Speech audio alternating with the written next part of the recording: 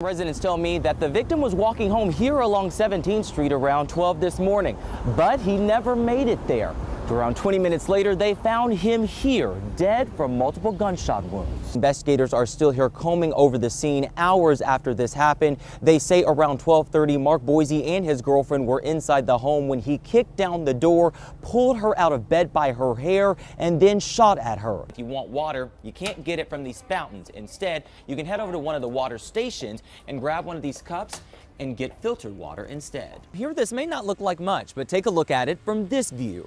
From here, you can see the entire 2.4 acres of land that's been converted from housing to a recreational green space. This looks like we are right off of Swatara Creek, but we are actually near Swatara Creek Park. If you guys take a look now, you can see because of last night's rain, we've had a significant runoff. Officers discovered 27-year-old Urian Rivera right here in this alleyway.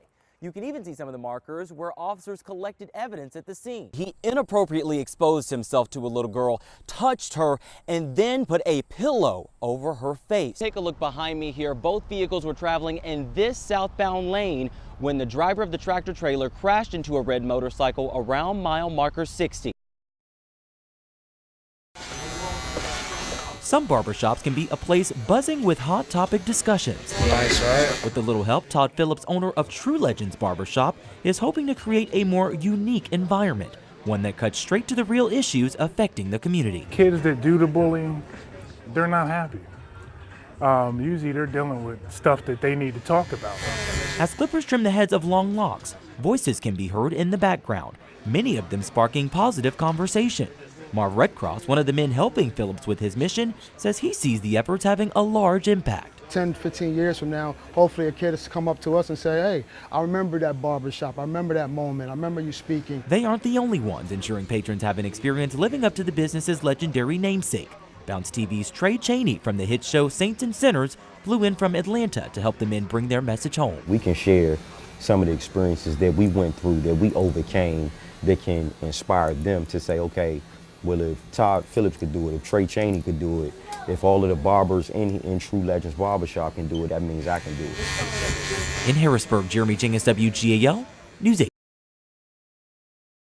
Back in 1989, police found Tracy Crow's car here in the Millersburg Square.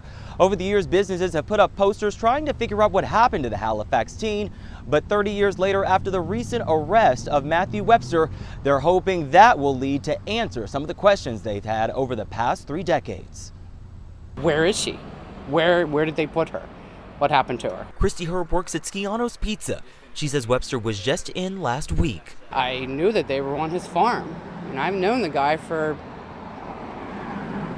practically all my life.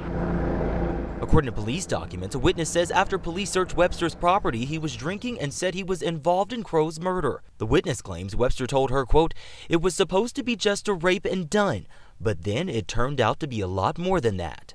A court authorized a wiretap of Webster's phone as well as conversations he had with a witness. When Webster arrived in court, he denied having those conversations and he was arrested for perjury. Live in Millersburg, Jeremy Jenkins, WGAL, News 8. Any questions? After being briefed, soldiers boarded military choppers today, taking off on a mission that could save thousands of lives. Experts tell me that emergency teams rarely get the chance to practice before they end up in real-life scenarios. Today is different. They're executing Operation Hurricane, something the experts say will better prepare them to rescue you and your families if you end up in an emergency situation. Now the hurricane has passed and simulated that we have catastrophic flooding here in the Susquehanna Valley. As boats hit the water and choppers circle the air, there are several simulations of people in distress. They'll be going after them in boats, starting the initial treatment, and then if need be, putting them in a harness and extricating them out of the water and bring them to a safe spot. EMS companies in the Susquehanna Valley also benefit from this training. Organizers applaud the agencies coming together to better protect and serve communities. Knowing what to do, when to do it in a changing environment is really important. In Susquehanna Township, Jeremy Jenkins, WGAL, News 8. The Capitol, a place where the issues facing the Commonwealth are addressed. But some Dauphin County officials say the issue of mental health has not received enough attention. Once the closure of the state hospital occurred, there was a promise to rebuild the community mental health system in a way that would provide robust access to services, but not in an institutional setting.